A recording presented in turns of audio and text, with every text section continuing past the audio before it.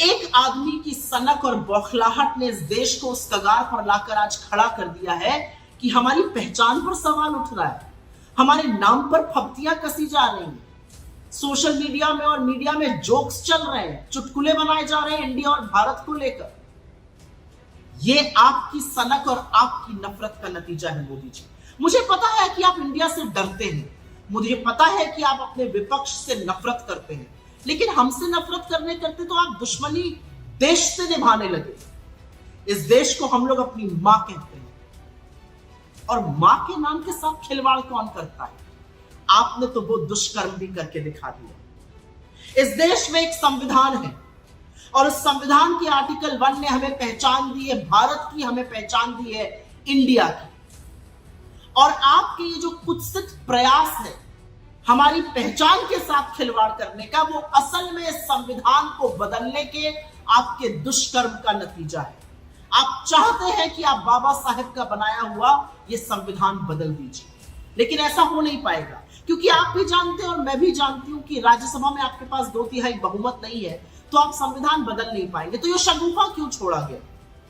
ये शगुफा इसलिए छोड़ा गया जिससे आपके भक्त और आपका चरण चुंबक मीडिया इसी पर डिबेट करता रहे। वो अडानी के महास्कैम पर आपसे सवाल ना पूछे, महंगाई पर चर्चा ना करे, बेरोजगारी पर बात ना करे, आर्थिक असमानता पर बात ना करे, आज भी जलते हुए मणिपुर पर सवाल ना उठाए।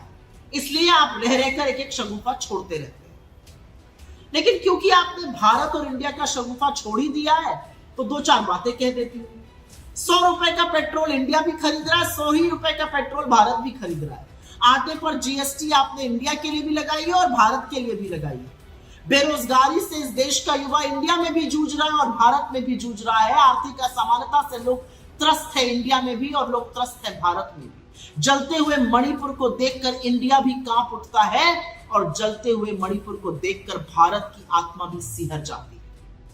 और अडानी के आपके नाक के नीचे पनपते हुए महाघोटाले पर इंडिया भी सवाल उठाता है और भारत भी आपसे जवाब चाहता है। तो सबसे पहले तो विभाजन की, नफरत की इस राजनीति से निकलिए, अपनी सनक, अपनी बौखलाहट छोड़िए और कृपया करके ये हाथ जोड़कर करबद्ध निवेदन है आपसे, इस देश को अपनी बनाई हुई महंगाई से, अपनी बनाई हुई बेरोजगारी से, अपनी लगाई हुई नफरत की आग से, अपनी बनाई हुई आर्थिक असमानता से, अपने बनाए हुए अडानी के महाघोटाले से बख्श दीजिए इंडिया और भारत दोनों को।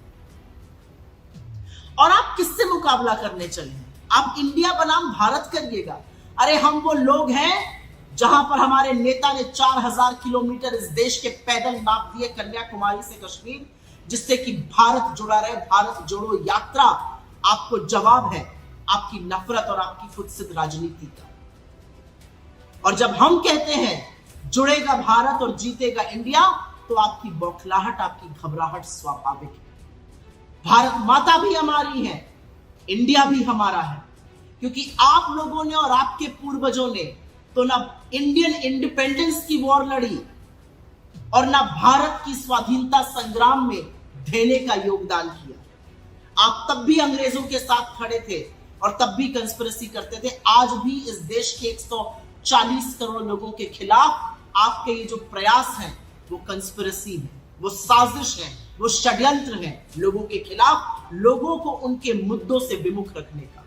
जाते जाते एक ही बात कहूंगी मोदी जी, जिसके दिल में अपने देश के लिए प्यार है, जिसका दिल इस देश के लिए धड़कता है, उसको आप किसी भी नाम से बुलाइए।